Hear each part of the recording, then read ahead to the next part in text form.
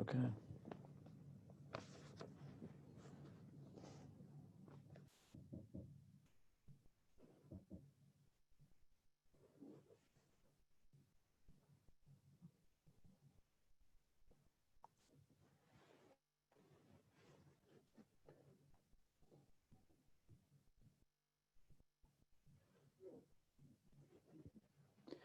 Good morning. My name is Dr. Dan Simon. I'm the Chief Clinical and Scientific Officer of University Hospitals and the President of University Hospitals Cleveland Medical Center. And I'm joined today by my steady partner, Dr. Bob Salata, the Physician-in-Chief of University Hospitals, the Chairman of the Department of Medicine at University Hospitals Cleveland Medical Center, and our infectious disease expert for the system. It's great to be back. We've taken a couple weeks off and have had different speakers joining, but we're coming to you at what we think is actually a very critical time in the United States. Many of you look forward to our flashing lights of what's happening here and across the nation. And there's no question that right now we are in a very dire situation in the United States, flashing red with a marked acceleration of COVID cases in the United States, with 36 states having a significant increase in the number of COVID cases. And many of you have been following this. We reported to you back in April at the peak of the outbreak in New York and in New Jersey that there were about 24,000 to 27,000 cases a day. And yesterday, on Sunday, we had over 45,000 cases in the United States. We have spikes in states that are literally almost vertical and exponential in Florida, Texas, Arizona, South Carolina, Mississippi, Nevada, and Arkansas. There are only, as Bob reported yesterday, only 2 states really showing a reduction in cases in Rhode Island and Connecticut, with other states sort of flat. Now, where are we in Ohio? Well, you know, Ohio's better news. I would again say it's a flashing yellow. We had a significant increase in cases in the last 24 hours, 854 against a 21-day average of only 563, but a reduction in deaths, flat hospitalizations, and only a slight increase in ICU admissions. But the signals are there that the aggressive opening of activities, especially congregating together in bars, in restaurants, and in nightclubs and others, has really led to this outbreak in the 20 to 40-year-olds. So Bob, your perspective about where we are and what we can do about this. So thanks, Dan. In addition, worldwide statistics show that we've crossed the 10 million case mark, and we're over 502,000 deaths. The United States leads all countries in terms of our total number of cases and deaths at 125,000 altogether. And it's anticipated by October, if the trend continues, that we'll be seeing up to 180,000 deaths by that time. So this is very serious, and as Dan has indicated, in many of the states, that reopened quickly and were slow to shelter in place at the same time initially, those are the states that are being hit the hardest. Followed behind the United States is Brazil, which is about half of our number of cases, and Russia. Other places like Italy, et cetera, have really contained this much better. But even some of the remarkable countries of the world where they had much better control of this, like South Korea, Germany, et cetera, have begun to see cases again as this has opened up. The demographic shift to lower age groups is such that whereas the average age of an infected person in the United States used to be 65, last week it was down to 35 years of age. And the important message that we need to get to the young people is, although they're at less risk for serious complications and death, they still are carriers transmitting this potentially to older people and those that are most vulnerable. So they have a responsibility. But I think with reopening, they feel invulnerable and know the statistics about the fact that they are less apt to have serious disease. And I think that's the conundrum we're in right now. So that's a major problem moving forward. We really need to, this is a critical time. And as Dr. Tony Fauci from the National Institutes of Health said late last week, you know, unless we come to grips with this in the next 2 to 4 weeks, we're in for a much larger pandemic. And although people have worried about second and third waves of this, other experts more recently have talked about a continuous proposition, so that we're going to see what is like a forest fire out of control. So I think that's where we're at right now, Dan. You know, one of the things that I think is really important to tackle head on is this concept that we're recording more cases just because we're doing more testing. And I think it's really important for us to have a scientific grounded discussion about this, not a political one. The percentage of cases from testing is going up. Yeah. And the percentage of positive cases is going up. And most importantly, this is associated with an increase in hospitalizations and ICU admissions. If you look at Houston, the number 4 most populous city in the United States, they are virtually out of intensive care unit beds right now. In Maricopa County in Arizona, where my in-laws live, right now, there is a tremendous shortage of ICU beds in the county. So this is very real. And I think I can't emphasize enough what Bob has said, is that yes, 18 to 30-year-olds feel bulletproof, so to speak. But the problem is they have parents, they have grandparents, and they have great aunts and uncles. And all of us know, because it's been very heavily publicized on CNN and others, about the birthday party in Texas that led to the 18-year-old coming to the party with a slight cough, infected all 18 members of the family at that birthday party, with both grandparents ending up in the intensive care unit, one fighting for his life, the grandfather, and even the father of the 18-year-old was hospitalized. So we have to remember that screen, clean, and 6 foot between still stands together. We have to socially distance and we have to mask. And there have been estimates by Dr. Fauci and others that if we everybody mask together in a much more compliant manner, we could potentially reduce the number of deaths by 30 to 35,000 in 2020 alone. So there's a lot at stake here.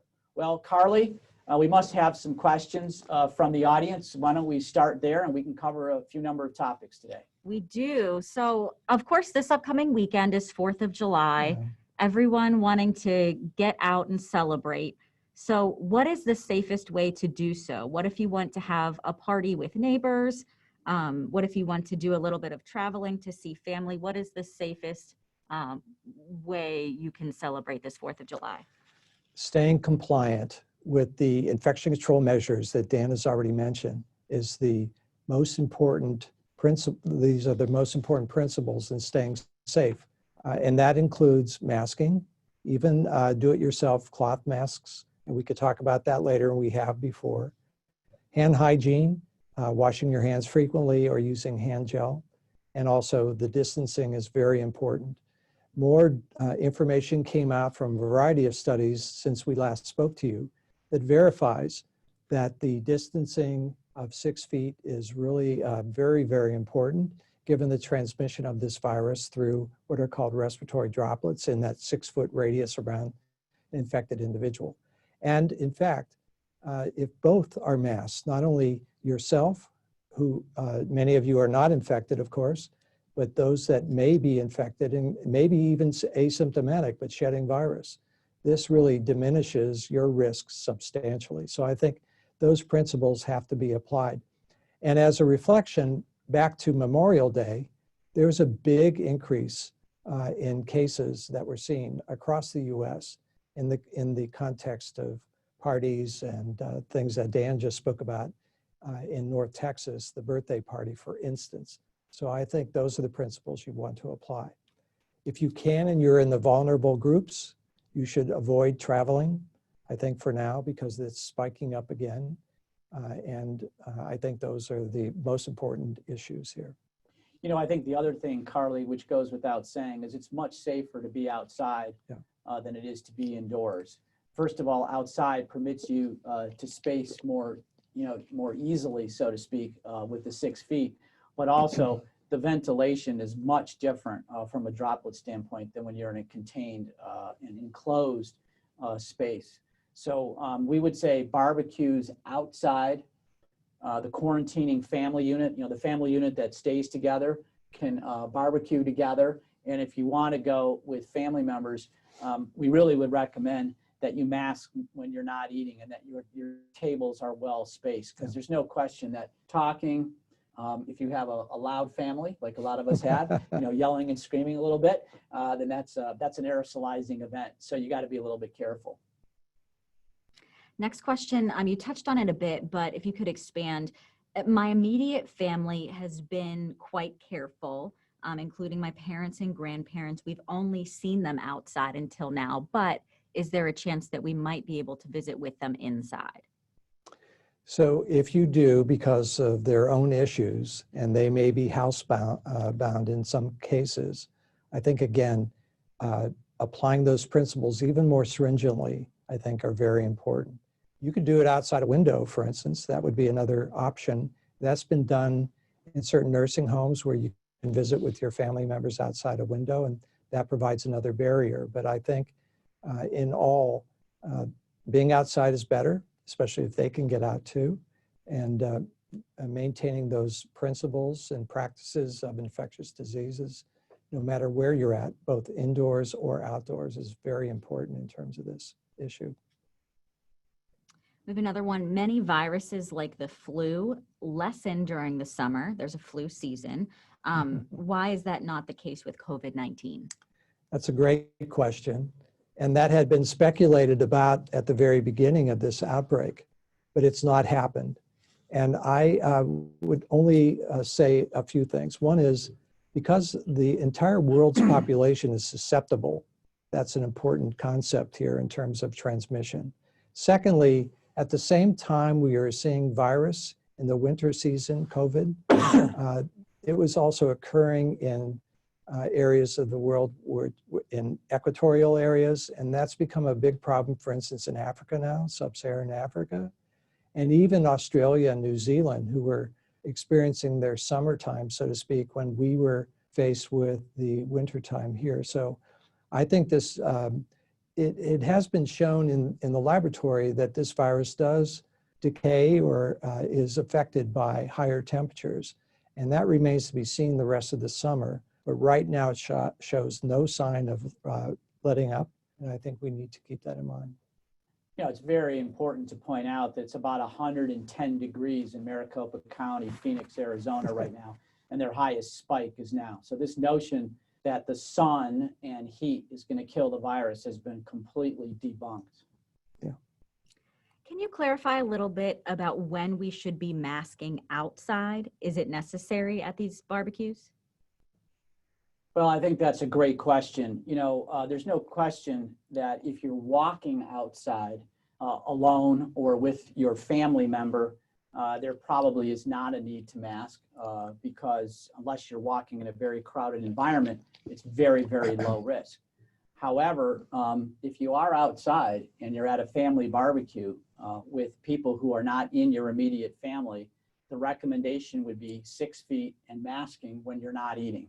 And when you're eating, to try to separate by 6 feet. This is exactly the birthday party scenario in Texas, where the families say we're all okay, and we come together and all 18 got COVID. I know you don't have a crystal ball, but when can we expect to see a vaccine, and how safe will it be when it's released?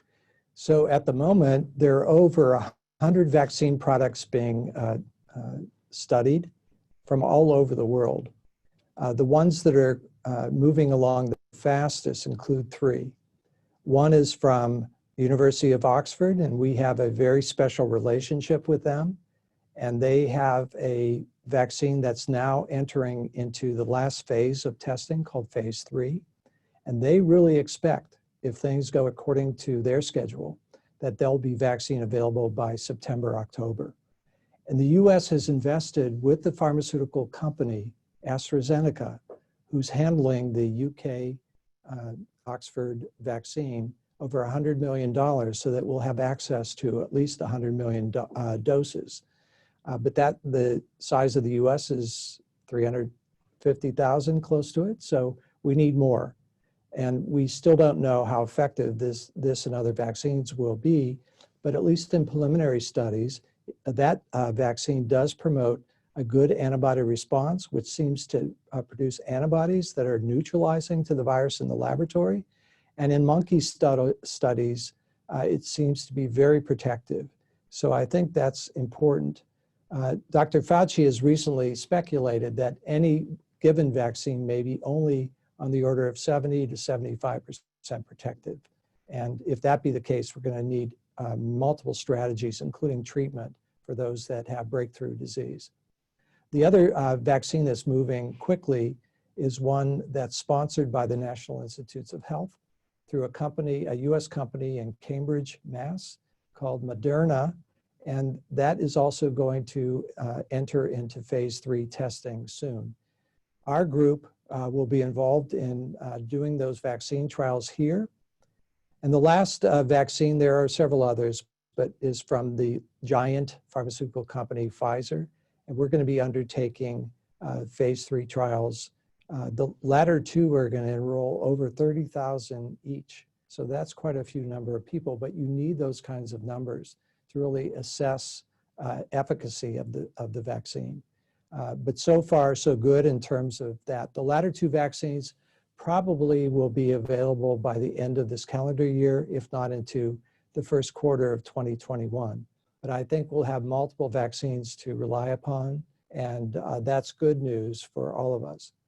The issues about how long antibody responses will be sustained, because there are some studies now in natural infection that, especially if you're asymptomatic but shedding virus, that those antibodies don't last as long as those that have truly symptomatic disease, remains to be seen. So I think, but things are moving, I would say, very successfully with regard to those studies, and very rapidly. And we've mentioned this before.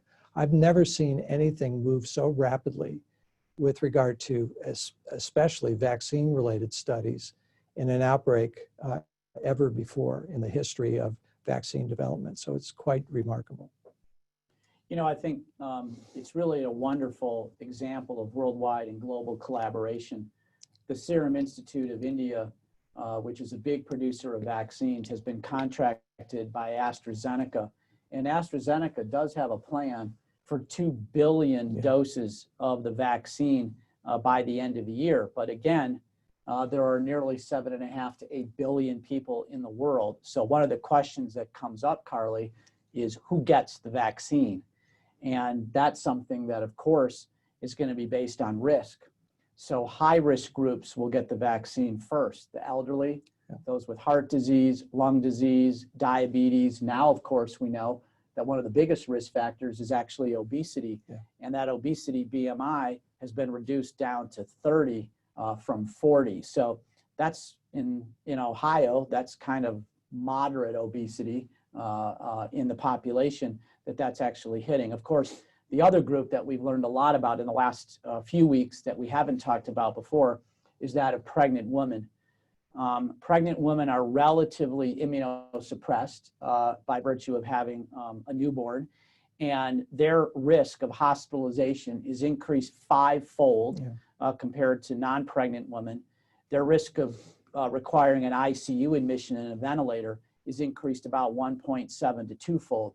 The good news is there's no increase in mortality in pregnant women, but it's really a big concern of high risk, hyper quarantining, hyper masking in that population, and limited exposure when you are pregnant. And that's important because you shouldn't look at that individual who's pregnant and say, well, they're young. Yeah. So they're not at risk. They're at significantly increased risk. And that's important for all our friends and supporters who have children and grandchildren who may be pregnant now. And the other good thing is that the newborns have not been significantly affected, even if the pregnant woman becomes positive. So that's very important. The other groups that will be focused on in terms of vaccine strategy will be healthcare workers, of course, and also individuals living in so-called congregate living facilities like nursing homes, prisons, etc. Lastly, there's been a great deal of emphasis increasingly, and we can get into the issue of health disparities about how much more African Americans, for instance, and Hispanics, a little less so than Caucasians, are at risk for acquiring infection and severe disease. And we need to enroll African Americans and people of color in these vaccine trials so that we really, I think, can focus on that as well, as this is a very vulnerable population additionally. You know, we were talking about that, Carly, before we went on the air today, that the rate of hospitalization for African Americans is 485 per 100,000 patients, and Caucasians is 125 per 100,000 people. So there's nearly a fourfold increased rate of hospitalization.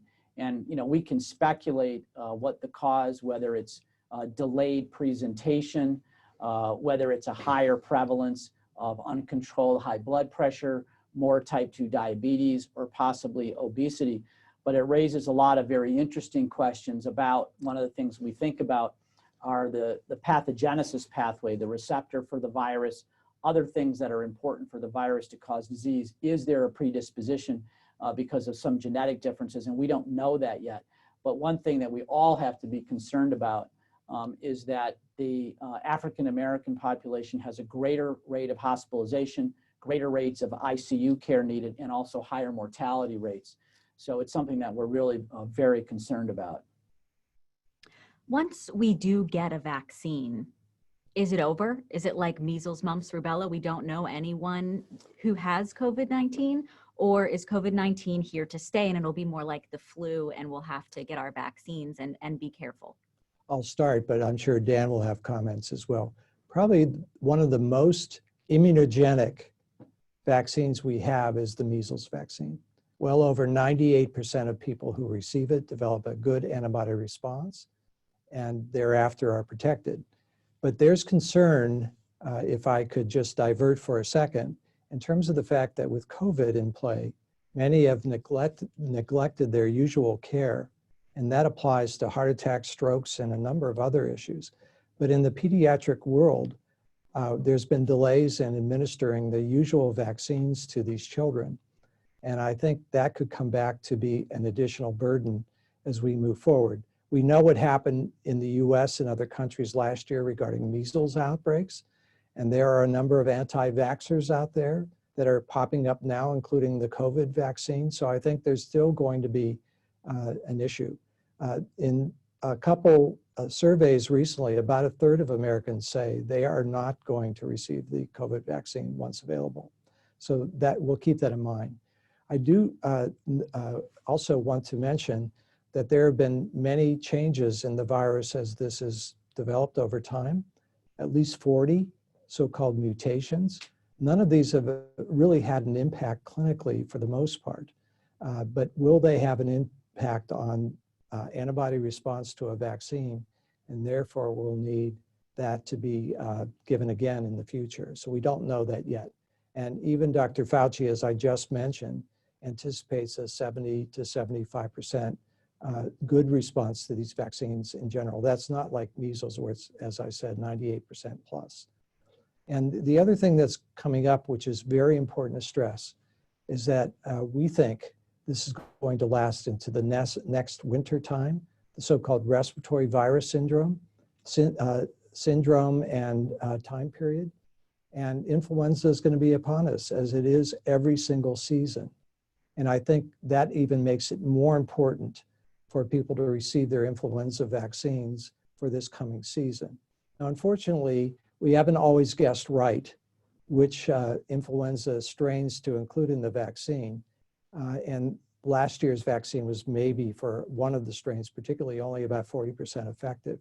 But it has been shown that in individuals that receive the vaccine, even though there's a mismatch, so to speak, that they're still protected from severe disease and death related to other findings. So I just want to stress that we need to get our children vaccinated again, and in terms of regular vaccines that they should have received to date, and also the flu vaccine coming into the respiratory virus season. But I don't think the vaccine will necessarily be 100%. I hope it is, but we don't have that information on hand right now. Can you update us on the ARMS pilot study? Yep. So we have resubmitted this protocol to the IRB, and we are seeking an exemption for what is called an IND, a special designation from the FDA. There are other things that they requested that will be happening in parallel, but the IRB should be deliberating this week. And it's sad for me to tell you this, that we're still seeing cases in our healthcare workers in this system. And whether it's obtained on the job or more likely in the community, it's still important to really conserve, if you will, our healthcare workers at the front lines especially. And in that regard, we think this is still a very relevant study, and we will be pushing that forward. We just had a meeting last week with the Cleveland Foundation, who, as you may have heard before, gave us a gift of $1 million to undertake this study. And they are being patient, but all of us want to start this as soon as we can. Can you talk about the status of antibody testing? Someone wants to know if they think they had COVID-19 but weren't tested for it at the time that they were experiencing symptoms, could they get an antibody test now? Well, Bob and I have been very busy ordering antibody tests, and the answer is yes, you can. It's very simple now. You call up your primary care physician, and your primary care physician can order a COVID-19 SARS-2 COVID IgG antibody test. It is a simple blood test, and its turnaround is about 24 hours. I think there are a couple things that we need to say about it. We do believe Dr. Christine Schmatzer, our testing guru who's been here before, really has found us what we think is the best antibody test from Abbott that has a 95% sensitivity and over a 95% specificity, meaning that it doesn't cross-react with all of the other coronaviruses. Remember, there's 4 common cold coronaviruses: SARS-1, MERS, and COVID-19, or what's called SARS-2. You want to only be able to find those antibodies that are specific for COVID-19. So we think we have a good antibody test. Now, one other thing that's important, and Bob and I both agreed that we'd be happy to share with you our test results today. We're both COVID antibody negative, unfortunately. So we were not exposed to COVID-19. But we do have to qualify that even a positive COVID-19 antibody test does not mean that you're necessarily immune to a future infection. Well, why is that? Well, we hope it's the case, and it very well could be the case. But in science, there's something called evidence, and you need to be able to take a lot of people, thousands of people who are antibody positive, and show that they don't develop a second infection. There's no evidence that people who are so far in small studies in Singapore and South Korea, but we can't be definitive. So we do look for our friends and supporters and their family members. If you are COVID antibody positive and you have a high titer, there have been calls made out, call the Red Cross. You could be somebody who could donate plasma to treat patients. We have 2 convalescent plasma protocols in our intensive care unit. We've treated, several dozen patients with those antibodies, and there is some evidence that they may be protective. So Bob, your thoughts on antibodies? So the problem that we faced initially, and I think I've reported this before, was that the FDA, in their haste to get antibody testing available, allowed every testing platform to come onto the market. But many of those, in retrospect, had a very low reliability on the order of 20 to 30%. That doesn't help either way. Now they have required that they have a sensitivity that is really, truly finding this to be positive, and also a specificity, as Dan said, not cross-reacting to other coronaviruses of over 90% and over 95% respectively. And in that regard, many tests, over 35 now, have been taken off the market. So I think as this emerges, we need to have more a rigorous evaluation and validation of these tests. On the other hand, there was recently a study that was started by the Centers for Disease Control in 6 major metropolitan areas. And with 13,000 tests in hand, they find an overall rate of positivity of about 6.8%. That is 10 times as high as what we've seen just with the molecular test called the PCR test. And therefore, there are some that have speculated that to date, over 20 million people in the United States have been exposed and infected, many of those being asymptomatic. But I think it's a much larger number of folks than we've previously seen. I think right now we're using these tests to help with information that I just related to you in terms of the widespread nature of exposure to this virus. And we hope that they're going to be reflective of a protective immune response, but we just don't know that yet. But this will be very important to inform the development of a vaccine and antibodies that develop in that respect as well as we move forward. You know, Carly, I think it's really a great time to thank our friends and supporters for their contributions because as a consequence of those gifts, we have announced, as you know, that we are antibody testing 5,000 first responders and all of our frontline clinical healthcare workers in the university hospital's health system. We want to thank you for those contributions. Each test is about $25, and we're going to be performing this test in nearly 15,000 healthcare workers and 5,000 first responders. One of the nice things to hear is because Dr. Schmatzer has focused it on high-risk groups. I did bump into one of our university hospitals, Cleveland Medical Center emergency room doctors, that said in the first wave of testing, and these are doctors who literally are caring for COVID patients every day, putting in breathing tubes if they need a ventilator emergently in the emergency room, and there's been no exposure. There's been a 0 rate of COVID antibody exposure. So that means very good PPE use of donning and doffing N95s and protective face shields and goggles. So that's good news, but we're going to continue our efforts, especially with first responders who are showing up at people's homes before they even know the clinical status of the patient. Or skilled nursing facilities. Absolutely. So we hear the word asymptomatic a lot. What if somebody doesn't have any symptoms right now, but they just want to know? They just want to know if they have coronavirus. Could they get tested if they don't have any symptoms? And if they can, how should they go about that? So at this point in time, the information that's come to us from a variety of countries suggests that up to 40 to 45% of individuals will be asymptomatic and shed virus, potentially transmitting it to others, and or are in the so-called pre-symptomatic stages, which is 2 to 3 days before the symptoms develop. And that really is a major reservoir for transmission in the end, Carly. They can get tested shortly. I think July 1st will be the time when the order for the PCR, the molecular-based test to determine acute infection, will be available even for asymptomatic cases. We've been doing it for symptomatic cases, and as we've had more capacity, we've increased the numbers of folks that we've been testing. For instance, we test everyone that comes into and is admitted to the hospital now. That was not the case even a month ago. We test everyone going for a procedure, because we do know that if people are even asymptomatic and they have COVID coming into a surgical procedure, et cetera, they can have a flare of that infection and really do poorly, especially, for instance, cardiothoracic surgery and the like. So we have expanded our testing, even in asymptomatic individuals, and will continue to do so.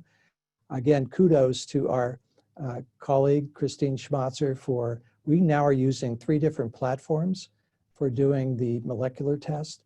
They're all of very high sensitivity and specificity, and I think very soon, as of 2 days from now, you'll be able to get a COVID molecular test done. And Dan just spoke to the fact that there is an order available now through primary care physicians to get an antibody test done as well.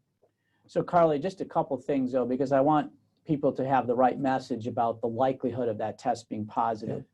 Yeah. In over 10,000 people who've been set up for surgical procedures or other procedures across the health system since May 1st, the positivity rate is less than 0.5%. So only 1 in 200 people scheduled for a colonoscopy, a cardiac cath, an appendectomy, or getting their gallbladder out, 1 in 200 are positive. So it's very, very low. But if you have a concern, if you were exposed to somebody, you don't have symptoms, you feel you need to know, contact your primary care physician, and those arrangements can be made. We have a number of swabbing stations throughout the health system. Okay, we have about 5 minutes left. So depending on how quickly you answer this question, this could be the last one. Somebody wanting to know, their family wants to go to the beach. How safe would it be to do that if they were generally spaced out? And how about in the water? And then also, I mean, we're in Cleveland, so getting there, what is the safest way to get there, driving versus flying? So let me take on the beach issue first. We'll get into the other issues subsequently. So you have all seen pictures of people where beaches have been opened in Florida, South Carolina, North Carolina, et cetera. And people are jam-packed. They're not wearing masks. They're not spaced. And I think that is really not what we're suggesting and advising. If you're going to do this, I think the principles that we talked about at the beginning of the hour still have to apply. The good news is we do not have any evidence that COVID-19 is transmitted through water in terms of swimming or being in the ocean, lake, et cetera. But it's really the proximity that you might have to other individuals. Let me have Dan address the travel issue, and I can comment too. He's done this before. Yeah. He knows this well. I think that air travels is not low risk, and some would say, with the recent announcement, for instance, by American Airlines, that they are no longer holding the middle seat as a closed seat, but are going to be putting you 3 across and packing you in, that an enclosed environment on the airplane is a very high risk endeavor, and they've reduced the number of flights to pack the flights for efficiency. And so I would say I would prefer to drive if you're going to go someplace. Even the good news about Cleveland is it's, less than 6 hours to DC. It's less than 6 hours to Chicago. It's less than 6 hours to Toronto. It's relatively centrally located. Find a lake or a beach that you can drive to that's not too crowded. And I know that that's not necessarily that easy to do, but I got to tell you, I think that flying on an airplane right now is difficult. It's very difficult. Especially with the surge that we're seeing. And I think other airlines, are still adhering, like Delta and United, et cetera, to the limited numbers of passengers, but it still remains, I think, a risk for transmission. So Bob, a closing comment for our friends and supporters on this beautiful June 29th as we head into a great holiday weekend with Friday off. I think we really are being more cautious these days given the upsurge in cases around the country, and that may affect your travel plans as well as to where you go. But I do think Ohio has done well, although we've crossed the 50,000 case number just yesterday.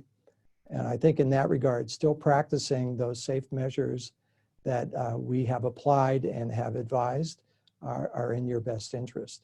I think also from the governor's office, it's been the case that although many states now are reversing their reopening process, and you've read about them, If we do so in Ohio, it may be selected counties where this is really surging more so than others. Cuyahoga County is not one of them, so I don't expect that to fall into place. So we just have to be vigilant, know that we have the expertise to look after this, and we'll keep you informed every step along the way. There's great hope about vaccines that are coming down the pike, as we've talked about. And even this morning, the feds have procured a new agreement with Gilead Pharmaceuticals about getting more remdesivir, which is one of the bright lights so far in treatment. And we'll have 600,000 more doses available, courses of therapy by October. So those are all good news, and we can make a difference here. And we just have to stay the course. Well, thanks, Bob. I think that's a great wrap up for today. I want to thank all of our friends and supporters for attending today. We really want to call out uhgiving.org/coronavirus. We need your support. The Healthcare Worker Support Fund, the Community Support Fund, which is really driving our great innovations and discoveries on the research side. We didn't spend a lot of time talking about that today, other than the fact that we will have 2 vaccine trials here, one from Moderna and one from Pfizer. We're all very excited about the vaccine trials. We are continuing to treat patients with remdesivir. We have 150 courses still in our possession here. We hope that we'll get more. We treated 3 last night. Many of you know we've been following our case numbers. We peaked at about 100 cases across the health system. We were down as low as in the 40s, and last night went back up into the low 70s. So there's a little mini surge here now, but we are ready to take care of our community as always. We want to thank you for your support. Not only do we have our COVID support funds, but very importantly, as we learned today, about disparities related to COVID susceptibility in this country and outcomes. We do have our Health Disparities Fund as well. Major efforts in Fairfax and in Huff related to testing booths so that we can bring testing, both antibody testing and viral testing, into the communities is very, very important. So thank you all for attending. Have a safe 4th. A safe 4th, 6 feet, masks, and I guess we'll have to watch fireworks on TV because there aren't going to be a lot of fireworks in Cleveland. So have a safe 4th, and we'll see you next time. Thank you.